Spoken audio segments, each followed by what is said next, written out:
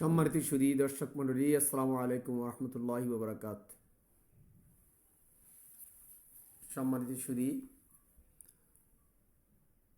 প্রতিবারের মতো আজও আপনাদের সামনে উপস্থিত হলাম। ইতিমধ্যেই ভিডিও দেওয়ার পরিমাণ আগের মতো দেওয়া হচ্ছে না, তবে আজকে অতি জরুরি গুরুত্বপূর্ণ বিধায় একটি বিষয়ে কথা বলতে এসেছি। বিস্তারিত বক্তব্যে যাওয়ার আগে আমার চ্যানেলটি এখনও যারা সাবস্ক্রাইব করেননি, আশা করি সাবস্ক্রাইব করে নেবেন। এই আমন্ত্রণ জানিয়ে আমি আমার কথা শুরু করছি। আজকে যে বিষয়টি নিয়ে কথা বলবো সে বিষয়টি হচ্ছে, সম্প্রতি গত 2-3 দিন আগে বোধহয় জামাতের আমির ডাক্তার শফিকুর রহমান সাহেব একটি সাক্ষাৎকার দিয়েছেন আল জাজিরা টেলিভিশনের সাথে। আল জাজিরা টেলিভিশনের সাথে উনি যে সাক্ষাৎকারটি দিয়েছেন, আমি সাক্ষাৎকারটি প্রথম থেকে শেষ পর্যন্ত যতটুকু সম্ভব দেখার চেষ্টা করেছি। সেখানে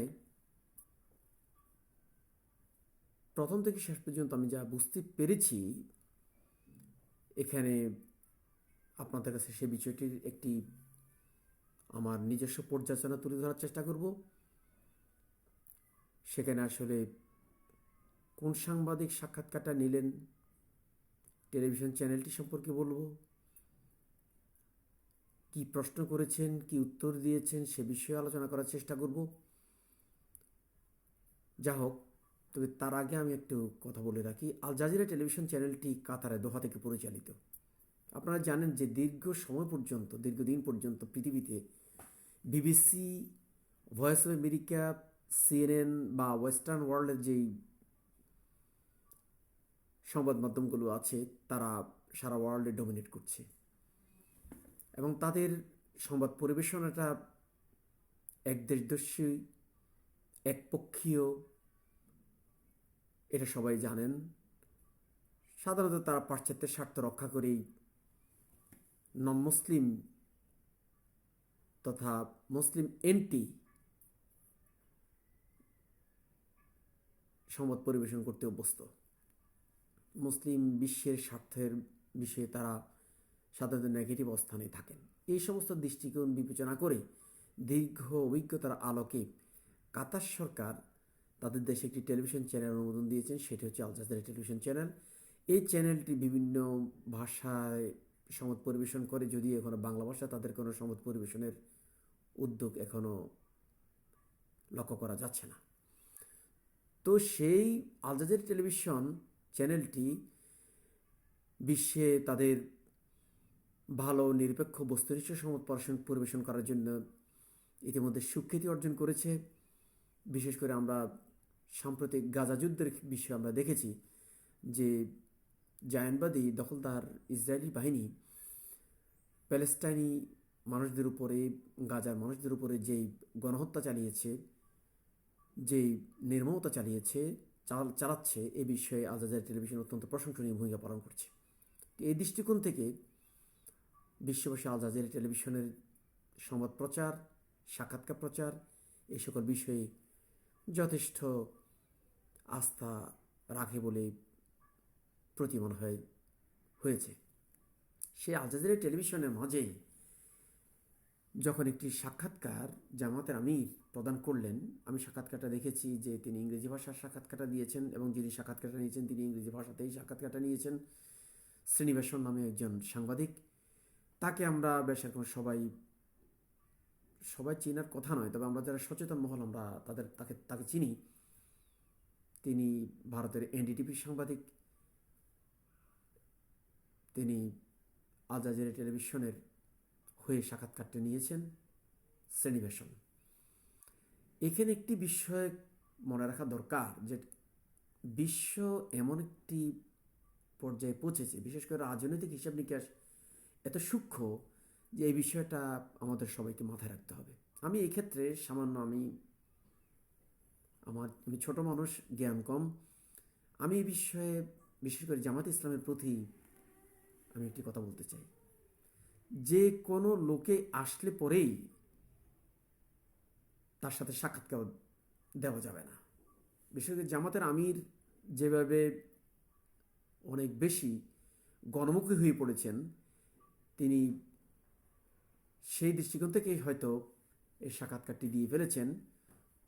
তার আগে জামাতের যিনি মিডিয়াম দেখাশোনা করেন তার জানা উচিত ছিল যে কী ধরনের প্রশ্ন করবেন, কাকে দিয়ে প্রশ্নটা করানো হবে, এই সমস্ত বিষয়গুলো। তার কোনো পলিটিক্যাল ইন্টেনশন আছে কিনা, তিনি কোনো নেগেটিভ ইন্টেনশন নিয়ে এসেছেন কিনা, এই বিষয়গুলো তাদের জানা থাকা দরকার ছিল, তাদের জানা থাকা প্রয়োজন। যাক, আমি অন্যদিকে যাচ্ছি। আমি প্রথম থেকে যে জিনিসটা লক্ষ্য করলাম যে আল জাজিরার তথাকথিত সাংবাদিক, ভারতের এনডিটিভির সাংবাদিক, তিনি জামাত আমিরকে যে আক্রোশমূলক প্রশ্নগুলি করছিলেন, তিনি যে বিতর্কিত প্রশ্নগুলো করছিলেন, এতে দেখা যায়, লক্ষ্য করা গেছে যে আল জাজিরা টেলিভিশনের যেই কেন্দ্রীয় কর্তৃপক্ষ, তাদের কোনো দৃষ্টিভঙ্গি এখানে প্রতিফলিত হয়েছে বলে আমার মনে হয় না। তিনি হয়তো ভারতীয় দৃষ্টিকোণ থেকে তিনি যে ইন্টেনশন লালন করেন, সেই নেগেটিভ ইন্টেনশন নিয়েই তিনি প্রশ্নগুলি করেছেন। যেমন ধরুন, অতি আশ্চর্যের একটা বিষয়, জামাতের আমিরকে প্রশ্ন করতেছে জামাতের আমির মহিলা হইতে পারবে কিনা। কত আশ্চর্য ধরনের প্রশ্ন! এই নেগেটিভ ইন্টেনশনের প্রশ্ন শ্রীনিবাসন করছেন। তারপর উনি প্রশ্ন করতেছেন যে মেয়েদেরকে কেন এই কি বলে যে এমপি ইলেকশনে নমিনেশন দেওয়া হয় নাই। তারপরে এই সংখ্যালঘু, তারপর এমন এমন প্রশ্নগুলো করতেছে যেগুলোর বিষয়ে আসলে বিতর্কিত প্রশ্ন, বিতর্কিত মনোভাব থেকে তিনি এই প্রশ্নগুলো করেছেন বলে আমার কাছে প্রতিমান হয়েছে। ইতিমধ্যে তার এই সাক্ষাৎকারটা, বিশেষ করে শ্রীনিবাসনের যে প্রশ্নগুলি, এই প্রশ্নগুলি যথেষ্ট বিতর্কের জন্ম দিয়েছে। তিনি আসলে এসেছিলেন যে জামাত ইসলামীকে বিতর্কিত করার জন্য, আন্তর্জাতিক মাঠে জামাতকে বিতর্কিত করার জন্যেই এই আল জাজিরার এই সাংবাদিক প্রশ্নগুলি করেছিলেন। এটা এখন দিবালোকের মতো স্পষ্ট। তো জামাতের মিডিয়াং অত্যন্ত দুর্বল। আগে থেকে আমি দীর্ঘ 35 বছর পর্যন্ত আমি লক্ষ্য করছি যে রাজনৈতিক একজন পর্যবেক্ষক হিসেবে স্টুডেন্ট লাইফ থেকে, যে জামাতের প্রতি মিডিয়া সবসময় বহির্ভাবাপন্ন। বিশেষ করে আমাদের দেশে মিডিয়া বেশিরভাগই ভারতপন্থী এবং তারা ইসলাম বিদ্বেষী। তারা এই কারণে এমন এমন প্রশ্ন করে যে প্রশ্নগুলো আসলে অমূলক, অথর্বের মতো তারা প্রশ্নগুলো করেন। তা আমি এর আগেও একটি ভিডিও বার্তায় নাকি আমার পেজ থেকে দিয়েছিলাম যে আমরা জাতিসংঘের প্রতি অনুরোধ করেছিলাম যে আমাদের দেশে কোনো ভারতীয়কে যাতে গুরুত্বপূর্ণ কোনো পোস্টে নিয়োগ দেওয়া না হয়। আপনারা অনেকে ভারতীয়দের জাতিসংঘের থেকে অনেক ভারতীয়কে নিয়োগ দেয়, তারপর বিভিন্ন আন্তর্জাতিক মিডিয়া থেকে, বড় বড় কর্পোরেশন থেকে ভারতীয়দেরকে আমাদের দেশে নিয়োগ দেয়। এরা মূলত ওই প্রতিষ্ঠানের হয়ে চাকরি করলেও তারা মূলত এখানে থেকে ভারতের পক্ষে কাজ করেন, বাংলাদেশের এন্টিতে কাজ করেন, তারা ইসলামের এন্টিতে তারা কাজ করেন। এই বিষয়গুলো আমাদের মাথায় রাখা প্রয়োজন। জামাতের কোনো কেন্দ্রীয় নেতৃত্ব, দায়িত্বশীল ব্যক্তি অবশ্যই কারোর সাথে সাক্ষাৎকার দিতে, কথাবার্তা বলতে আমি অত্যন্ত সুনির্বন্ধ অনুরোধ জানাবো যে সেটা যাতে আগে থেকেই হিসাব নিকাশ করেই সাক্ষাৎকার দেওয়া হয়। কোন বিষয়ে প্রশ্ন করছেন, কাকে সাক্ষাৎকার দিচ্ছেন, এত সরল হতে চলবে না। বিশেষ করে জামাতের বর্তমানে নির্বাচনী মাঠ যেহেতু অত্যন্ত সম্ভাবনাময়, আন্তর্জাতিক বিভিন্ন গোষ্ঠী, আন্তর্জাতিক বিভিন্ন দেশ তাদের আগ্রহ বেড়েছে। এ বিষয়ে জামাতকে আরও সতর্কতা অবলম্বন করা প্রয়োজন। অত্যন্ত সতর্কতার সাথে ইন্টারন্যাশনাল বা জাতীয় সাংবাদিকদের সাথে কথা বলা প্রয়োজন। আর জামাতের বিষয়ে একটি বিষয়, জামাত কখনো আন্তর্জাতিক কোনো সংবাদ, মিডিয়া বা কারো কাছে কোনো সাক্ষাৎকার দেওয়ার জন্য মানে লেলিয়ে থাকার মতো দল ছিল না, কাতর হয়ে থাকার মতো দল ছিল না। আন্তর্জাতিক যে কোনো মিডিয়া আসলেই বা কেউ আসলে তার সাথে কথা বলতে হবে, এমন কি জরুরি আছে? জামাতের বর্তমানে যে পররাষ্ট্র আমিরের যে মহতারাম আমিরের যে পররাষ্ট্র বিষয়ক উপদেষ্টা আছেন, তাকেও আমরা কখনো সময় দেখি নাই, চিনি না।